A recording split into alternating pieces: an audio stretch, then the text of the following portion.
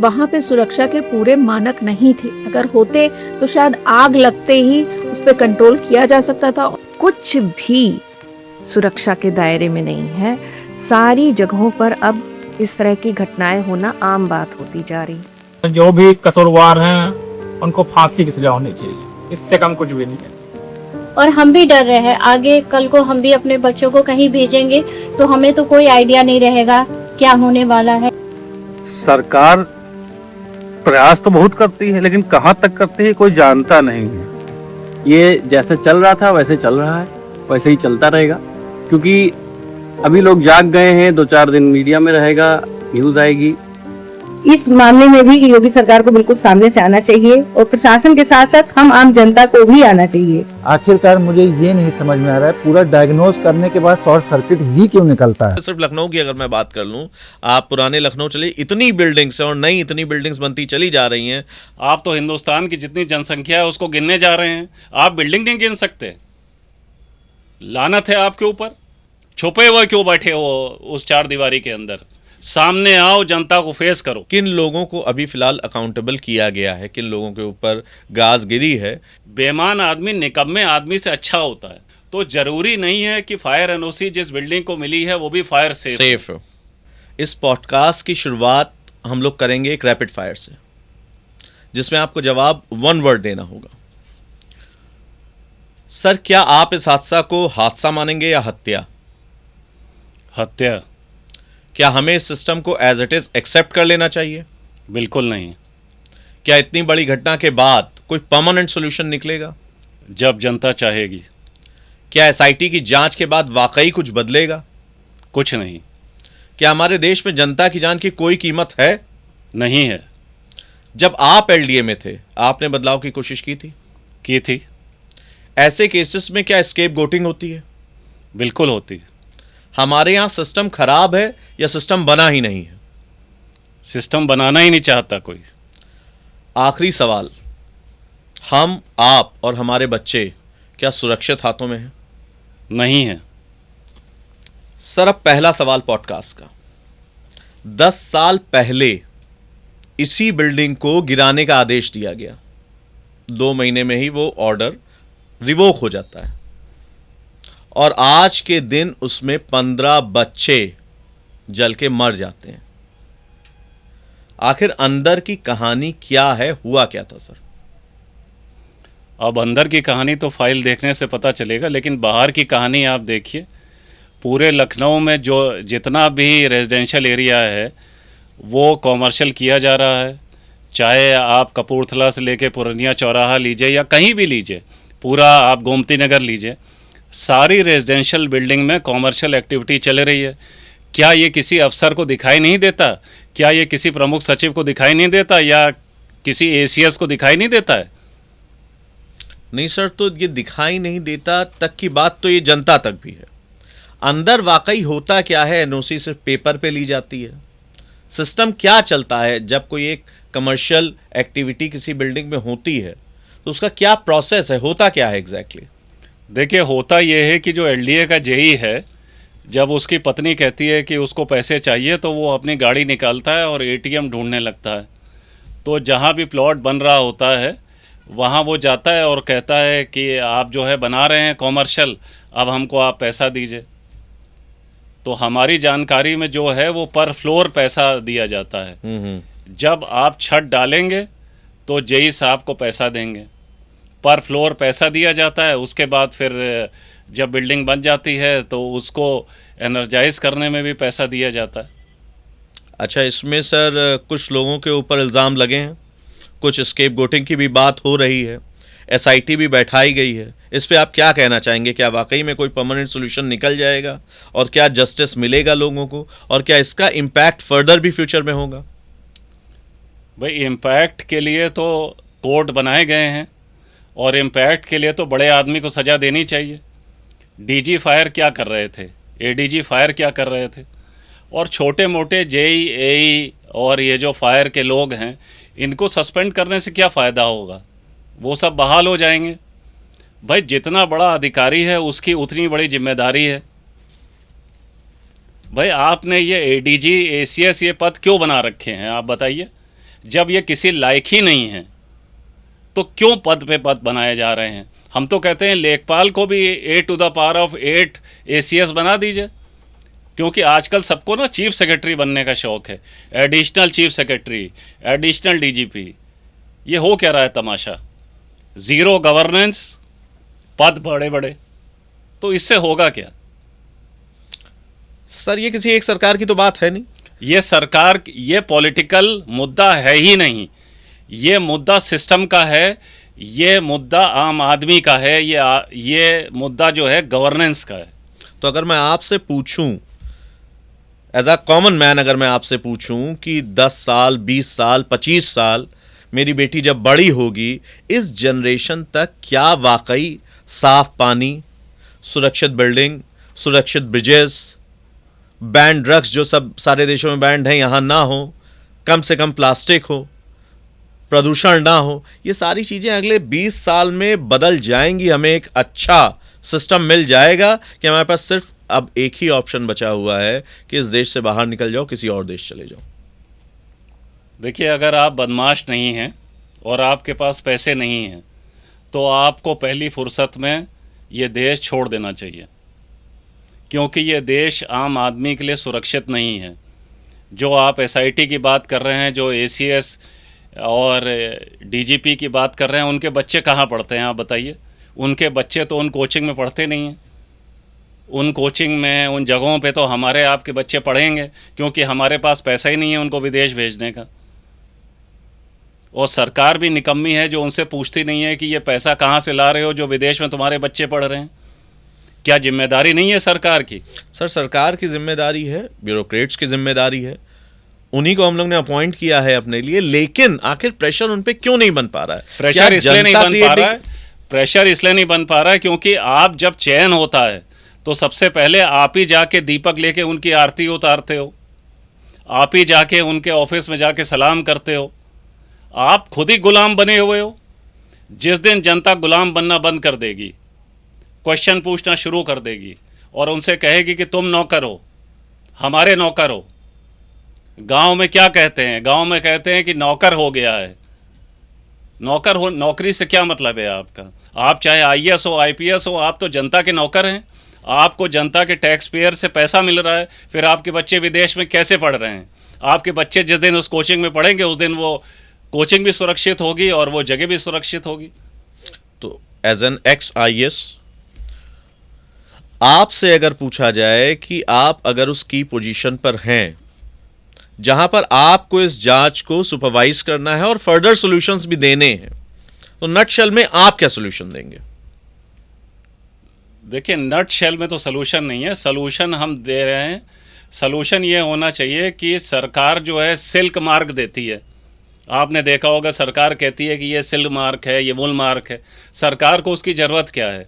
सरकार को अगर जनता के लिए काम करना है तो कॉमर्शियल स्पेस का सर्टिफिकेशन दे, एक पोर्टल बनाए जिसमें अगर आपके पास कोई कॉमर्शियल जगह है, उस कॉमर्शियल जगह को आप रजिस्टर करिए, सारी NOC अपलोड करिए और जनता को भी पता चलना चाहिए कि कितनी कोचिंग हैं, कितने हॉस्पिटल हैं जो कंप्लायंस को मीट करते हैं या नहीं करते हैं।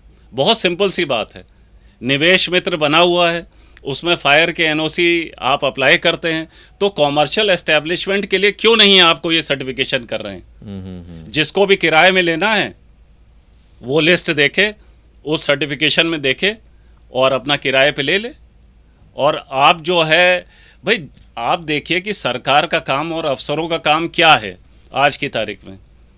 पहले तो सरकार लॉटरी भी चलाती थी, आज की तारीख में सरकार का सिर्फ एक ही काम है और वो है रेगुलेशन। सरकार कोचिंग के ऊपर या कॉमर्शियल एस्टेब्लिशमेंट के ऊपर रेगुलेशन क्यों नहीं ला रही है? रेगुलेशन का काम कोई प्राइवेट सेक्टर नहीं कर सकता। हमने सरकार और अफसर इसलिए चुने हैं कि रेगुलेशन पे ध्यान दे, वो जनता को सहूलियत दे, जनता की जान की रक्षा करे। ये ना हो कि जान की कोई कीमत ना हो। लेकिन क्या इतने बड़े देश में क्या वाकई हमारे पास इतनी मैन पावर और इतना सिस्टम बना हुआ है कि इतनी बिल्डिंग्स है? सिर्फ लखनऊ की अगर मैं बात कर लूँ, आप पुराने लखनऊ चले, इतनी बिल्डिंग्स हैं और नई इतनी बिल्डिंग्स बनती चली जा रही हैं, हर जगह कमर्शियल यूज़ हो रहा है। क्या वाकई हम लोग इस तरीके से उसको एनफोर्स कर सकते हैं, सुपरवाइज कर सकते हैं और एक एक कमर्शियल एक्टिविटी को अपने सिस्टम में ला सकते हैं? ये सवाल आपका बेमानी है। जब ज्ञानेश गुप्ता सर करा सकता है, जब आप सेंसस करा सकते हैं, तो फिर आप क्यों कह रहे हैं?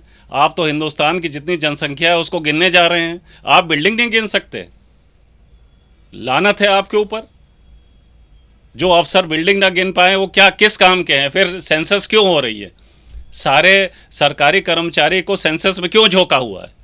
किस बात की सेंसस हो रही है? कास्ट उसमें आप पता नहीं कर रहे हैं, क्या फ़ायदा है ऐसी सेंसस से? सर, इसका प्रोसेस क्या होता है जब कोई एक कमर्शियल लैंड लेता है, उसके ऊपर अपनी बिल्डिंग बनाता है, या एक रेजिडेंशियल लैंड लेता है लेकिन उसमें कुछ कमर्शियल एक्टिविटी, इसका एग्जैक्ट प्रोसेस क्या होता है? देखिए, ये प्रोसेस ये होता है कि सरकार जो है वो लैंड यूज़ तय करती है। लैंड यूज़ या तो होता है रेजिडेंशियल, रिहायशी, या लैंड यूज़ होता है कॉमर्शियल। तो कॉमर्शियल जो लैंड यूज़ होता है उसके ऊपर आप जो है कॉमर्शियल एक्टिविटी कर सकते हैं। जैसे आप यहाँ, आप इस समय बैठे हैं विभूति खंड गोमती नगर में, ये जो है ये कॉमर्शियल लैंड यूज़ है इसका। तो आप देखिए सारी बिल्डिंग है वो नक्शे के हिसाब से बनी है। दूसरा, एक एलडीए या जो अर्बन डेवलपमेंट विभाग है उत्तर प्रदेश का, उसने ऐसे मजाकिया आदेश किए हुए हैं जिसकी हद नहीं है। उन्होंने किया हुआ है कि अगर आपकी बिल्डिंग आपने नक्शे के अलहदा बनाई हुई है तो आप जो है उसकी कंपाउंडिंग करा सकते हैं। मतलब ये शब्द के बारे में मुझे तभी पता चला जब मैं एलडीए में गया। कंपाउंडिंग का मतलब है कि आप सरकार को, एलडीए को कुछ पैसा दीजिए और कंपाउंडिंग करा के उसको लीगलाइज करा लीजिए। तो हम तो कहते हैं कि हम हत्या कर दें, उसके बाद तो सरकार हत्या की भी कंपाउंडिंग करेगी क्या हमसे पैसा लेके? जो चीज़ इलीगल है वो इलीगल है। तो अगर लैंड यूज़ के इतर कोई भी उसका यूज़ हो रहा है तो वो इलीगल है। इलीगल एक्टिविटी ख़त्म करने का किसका दायित्व है? आप बताइए, बताइए किसका दायित्व है? पॉलिटिशियन का है या अफसर का है? नहीं, अफसरों का है। अफसरों का है ना। बिल्कुल। तो इसी तरह आईएएस अफसर फेल हुए। पहले वो जो है रियल एस्टेट को जो है रेगुलेट नहीं कर पा रहे थे। आईएएस अफसरों के साथ सबसे बड़ी अच्छाई ये है कि वो निकम्मे हैं और किसी चीज़ में नाकाम हो जाते हैं तो नौकरी में रिटायर होने के बाद वो अपना एम्प्लॉयमेंट क्रिएट कर लेते हैं। आप देखिए कि एक एक्स ब्यूरोक्रेट जो अर्बन डेवलपमेंट हेड कर रहे थे, उन्होंने एक नई चीज़ बनाई, नया शगुफा छोड़ा, रेरा। भाई तुम्हारा काम ही था इलीगल बिल्डिंग को रोकना आईएएस का, वहाँ नहीं रोक पा रहे हो। एक नई संस्था बना दी जिसमें जो लोग रिटायर हो रहे हैं वो उसके चेयरमैन बन जा रहे हैं, मेंबर हो जा रहे हैं। ये जो आईएएस आईपीएस अधिकारी हैं ये अपनी अर्थी तक और शमशान घाट तक नीली बत्ती की गाड़ी में जाना चाहते हैं और चाहते हैं कि जो 4 लोग उनको ले जाएं वो भी सरकारी नौकर हों। तो अच्छा, एक चीज़ और समझना चाहूँगा सर कि इसमें कौन कौन से डिपार्टमेंट्स जुड़े हुए थे? फायर, एलडीए, नगर निगम, कौन कौन से डिपार्टमेंट जुड़े हुए थे यहाँ पर? इलेक्ट्रिसिटी? देखिए, इसमें सारे ही डिपार्टमेंट जुड़े हुए हैं। और मैं आपको बता दूं, ये सारे डिपार्टमेंट का जो घमंजा बनाया हुआ है ये बाय डिफ़ॉल्ट नहीं है, ये बाय डिज़ाइन है, जनता को घुमाने के लिए।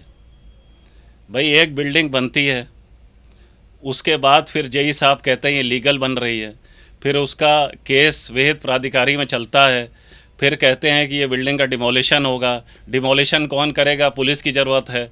पुलिस कहती है आज मेरे पास पुलिस नहीं है। फिर उसके बाद वो डिमोलिशन ख़त्म कर दिया जाता है। यही चलता रहता है। सब लोग अपना एटीएम खोले हैं। एलडीए के अफसर अपना एटीएम खोले हुए हैं, पुलिस ने अपना एटीएम खोल रखा है, नगर निगम ने एटीएम खोल रखा है, इलेक्ट्रिसिटी डिपार्टमेंट ने अपना एटीएम खोल रखा है, जीएसटी ने अपना एटीएम खोल रखा है। ये इतनी सारी सर्विसेज, यही तो मैं सोल्यूशन आपको बता रहा हूँ कि एक प्लेटफॉर्म पे क्यों नहीं आ रही हैं। जब निवेश मित्रा जैसा प्लेटफॉर्म जो मैंने बनाया था, उसमें जो है इंडस्ट्रियल लोग जो हैं उनको मिल सकती है सारी एनओसी, तो एक कॉमर्शियल एस्टेब्लिशमेंट के लिए क्यों नहीं एक आप पोर्टल बना देते हैं? क्या दिक्कत है इसमें? यही सोल्यूशन है। अच्छा, ये जो जांच हो रही है सर, जो जांच हो रही है, किन लोगों को अभी फ़िलहाल अकाउंटेबल किया गया है, किन लोगों के ऊपर गाज गिरी है, किस तरफ जा रही है जांच, और कितनी ट्रांसपेरेंसी से इस तरह की जांचें होती हैं और उनकी इन्फॉर्मेशन जनता तक वाकई पहुंचती है? भाई कहाँ पहुंचती है? जो जांच कर रहे हैं वो भी, उनका भी क्या है भाई? भाई जो जांच कर रहे हैं एसीएस, वो तो एसीएस थे जब कुंभ में भगदड़ हुई। और सबसे बड़ी बात ये है कि कोई आदमी ये नहीं पूछता कि क्या लखनऊ डीएम, वीसी एलडीए, नगर आयुक्त लखनऊ की एसीआर में ये 14 मौतें दर्ज होंगी कि नहीं होंगी, या जो कुंभ में भगदड़ हुई वो डीओपीटी ने उसकी एसीआर जो होती है एनुअल कॉन्फिडेंशियल रिपोर्ट, जिसको आजकल शायद एपीआर कुछ कहते हैं, उसमें वो बात दर्ज क्यों नहीं होती है? अगर सिर्फ यही दर्ज हो जाए कि ये 14 मौतें इनके टाइम पे हुई, ये सारे आईएएस और पीसीएस अधिकारी और पीपीएस और जितने आईपीएस अधिकारी हैं, सबकी एसीआर में ये हत्याएं दर्ज होनी चाहिए। ये दर्ज होने का काम पॉलिटिशियन को करना चाहिए। क्यों नहीं दर्ज हो रही हैं? एक बार आप दर्ज कराइए।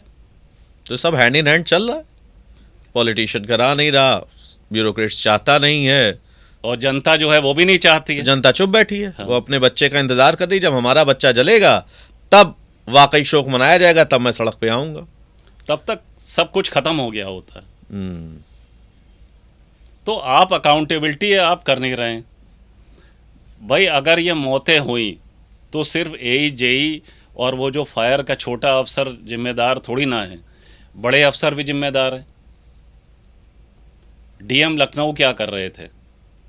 वीसी एलडीए, सेक्रेटरी एलडीए क्या कर रहे थे?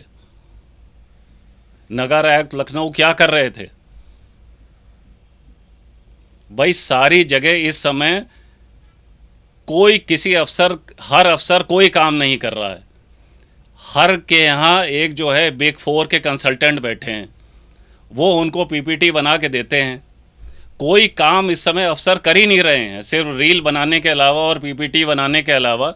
अरे पीपीटी सरकार का काम थोड़ी ना है बनाना, सरकार का काम है सड़क पे काम करना। और हम तो ये कह रहे हैं कि ये अफसर जो हैं ये छुपे हुए क्यों बैठे हुए हैं सेक्रेटेरिएट में? एसीएस अर्बन डेवलपमेंट को आप सड़क पे क्यों नहीं बैठाते हैं? उसको कौन जान का खतरा है? भाई मुख्यमंत्री को जान का खतरा हो सकता है तो वो एक अलग बिल्डिंग ले लेना। बाकी जो है जनता के लिए खोलें। जितने भी सरकारी अफसर हैं, जितने भी सरकारी दफ्तर हैं, वो पब्लिक को फेस करें। छुपे हुए क्यों बैठे हो उस चार दीवारी के अंदर? सामने आओ, जनता को फेस करो। अच्छा सर, कुछ ऐसी बिल्डिंग्स भी हैं, जैसे प्रिंस कॉम्प्लेक्स आप ले लीजिए, 10 और बिल्डिंग्स पुराने लखनऊ में हैं, उनका क्या सोल्यूशन हो सकता है? क्योंकि उसमें बहुत लोगों का एम्प्लॉयमेंट भी है। कैसे उनको कैसे रीस्ट्रक्चर किया जा सकता है? जब आपने अकबर नगर तोड़ा था तो आपने कोई एम्प्लॉयमेंट दिया था उनको? आपने उनको जो है दूसरी जगह दी थी। तो ऐसे तो कोई भी बिल्डिंग को तोड़ के आप बना सकते हैं। इसको कहते हैं रीडेवलपमेंट। दिल्ली की तमाम जगहों पे रीडेवलपमेंट हो रहा है, रीडेवलपमेंट पॉलिसी बनी हुई है। ये तो एक पॉलिसी है सरकार की, और उत्तर प्रदेश सरकार ने भी रीडेवलपमेंट की पॉलिसी अभी कैबिनेट में पास की है। तो प्रिंस कॉम्प्लेक्स कौन सी बहुत बड़ी चीज़ है? उसको गिराया जा सकता है 2 मिनट में, और जो उसमें स्टेक होल्डर हैं उनको उस हिसाब से जगह दी जा सकती है।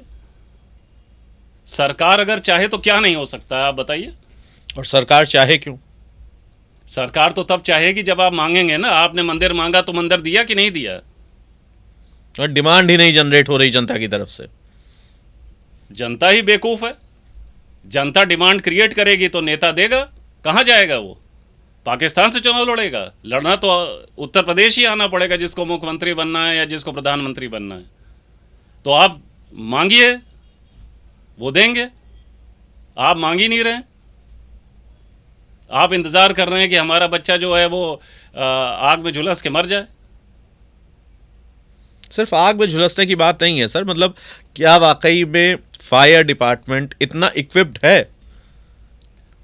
आप देखिए, अगर इक्विप होने की बात आप करेंगे तो इसमें भी निकम्मापन जो है अफसरों का है। फायर डिपार्टमेंट किसके पास है? आईपीएस अधिकारियों के पास है। सरकार ने बजट में कोई कमी कर नहीं रखी है। जो पॉलिटिशियन को आप ब्लेम करते रहते हैं, पॉलिटिशियन का काम क्या है? आपको बजट का अलॉटमेंट देना। अगर आपके पास ड्रिल मशीन नहीं है, अगर आपके पास लेडर नहीं है, तो आप घंटा कर क्या रहे हो आईपीएस बन के? कुछ फोटोज चल रही थी, आप प्लीज कंफर्म करिएगा, हथौड़े से दीवार तोड़ रहे थे वो लोग। तो हथौड़े से दीवार को आईपीएस तो तोड़ नहीं रहा था, एडीजी साहब, वो तो सिपाही ही तोड़ रहा था ना। तो सबसे ज़्यादा जवाबदेही सिपाही की ही है और वही बर्खास्त होगा। और एडीजी साहब मतलब सूं सूं करते हुए आएंगे और सारी प्रेस मैनेज करेंगे और निकल लेंगे। ये क्या नॉनसेंस हो रहा है हिंदुस्तान में?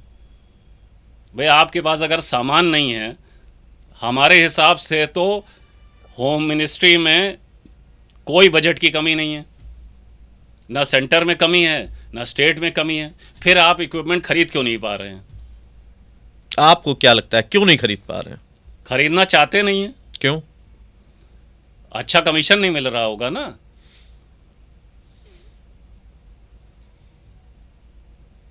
इसीलिए मैं कहता हूं कि एक कभी कभी सिस्टम में बेईमान आदमी भी जरूरी होता है, क्योंकि कम से कम काम आगे तो बढ़ता है। बेईमान आदमी निकम्मे आदमी से अच्छा होता है। अरे वो 10% ले लेगा, लेकिन सामान तो खरीद लेगा सिपाही के लिए। तो हम उस स्थिति में आ गए हैं कि आज हमको लग रहा है कि बेईमानी कर लो भैया, लेकिन कम से कम कुछ करो। तो इस स्थिति में पहुंच गए हैं हम लोग। क्या करें, करप्शन लीगलाइज हो गया है। कोई बात करता है? आपके सांसद जो है पार्टी बदल ले रहे हैं, कोई एथिक्स की बात ही नहीं है हिंदुस्तान में। और सबसे अच्छी बात यह है कि लोग बेशर्म होके बोल रहे हैं, किसी को शर्मो हया है ही नहीं। तो हम तो कह रहे हैं कि चलो भैया, तुमको कमीशन लेना है ले लो, लेकिन सामान खरीद के तो दो भैया। कि इतनी इंसिडेंट्स बढ़ते क्यों जा रहे हैं, इतनी घटनाएं बढ़ती क्यों जा रही हैं? देखिए, इसके लिए तो 3 बातें हैं। मैं तो रामवंशी हूँ। पहली बात तो यह है कि राम की जो मूर्ति वो काली बनी है, वो बहुत ही अपशगुन है। हमारे राम कभी काली मूर्ति में हो ही नहीं सकते, इसलिए वो जो मंदिर बना है वो अपशगुन है। नंबर 2, जिसने कार सेवकों के ऊपर गोली चलाई, नृपेंद्र मिश्रा, उसको आपने उसका हेड बना दिया। और तीसरी बात, जितने भी नेता थे या जो लोग थे जिन्होंने इस मंदिर के लिए कुर्बानी दी, उनको आपने साइडलाइन कर दिया। जैसे आप देखें विनय कटियार हों या वो मध्य प्रदेश की हैं, क्या नाम है उनका, उमा भारती जी। उमा भारती जी। तो देखिए, ये संसार में जो है ना, कहीं ना कहीं चीज़ें आपको वापस आती हैं। ये जो रेजीम है ये सब कुछ कर रही है, लेकिन फिर भी हादसे पे हादसे होते चले जा रहे हैं और होते चले जाएंगे, क्योंकि भगवान राम की मूर्ति काली हो ही नहीं सकती।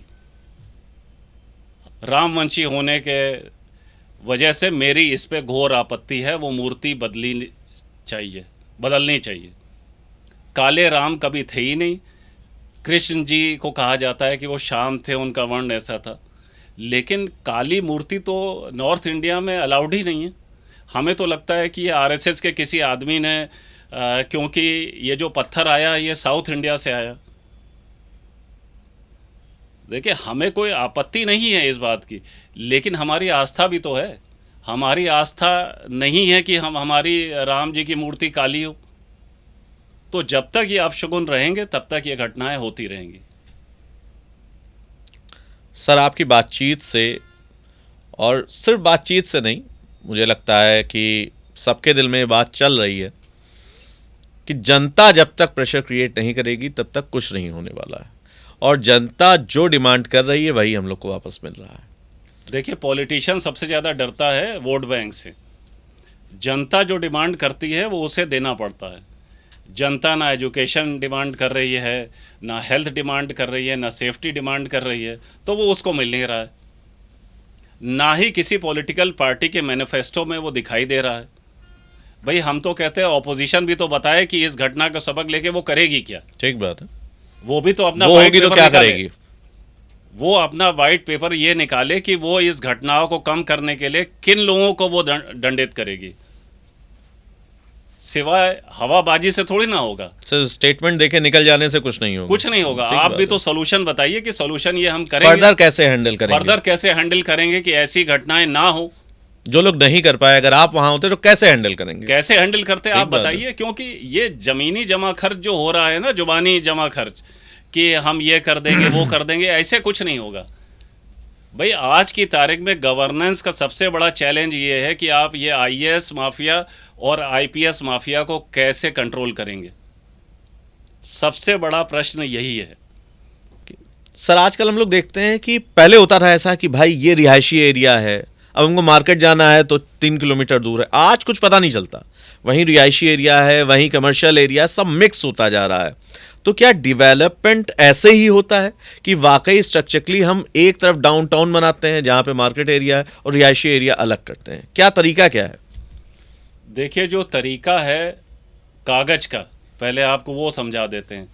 देखिए कागज में शहर का नक्शा आपने बनाया, आपने जोन उसमें डिवाइड कर दिए कि ये रेजिडेंशियल जोन है, ये कॉमर्शियल जोन है। तो रेजिडेंशियल जोन में कॉमर्शियल एक्टिविटी नहीं हो सकती।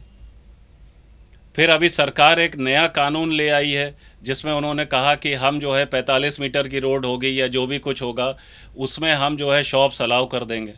तो सरकार खुद ही इसको प्रमोट कर रही है, जिससे ये जो है एनॉमली क्रिएट हो रही है।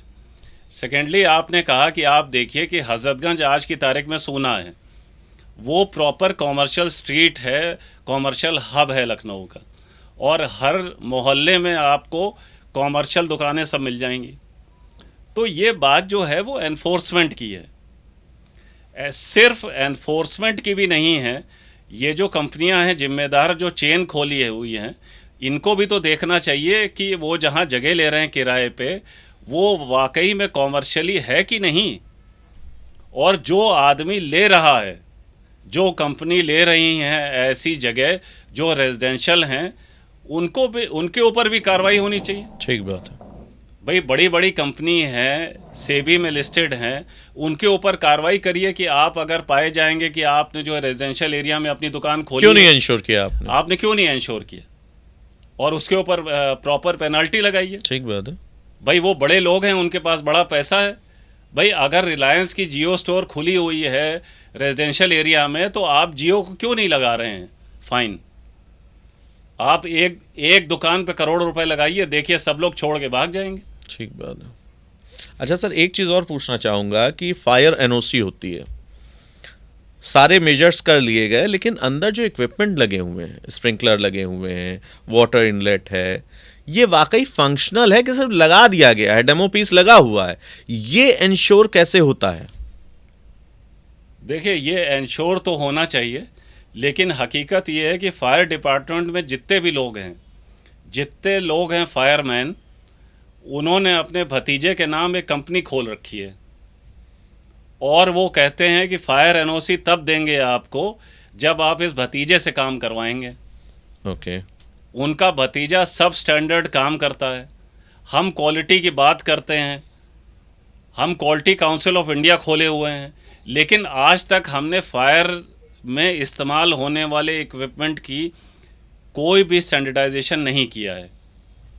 तो जब स्टैंडर्डाइजेशन नहीं किया है तो जिसका मन चाह रहा है वो अपने घर में इक्विपमेंट बना रहा है, और क्योंकि उसका चाचा जो है फायर एनओसी दे रहा है तो फायर एनओसी मिल रही है।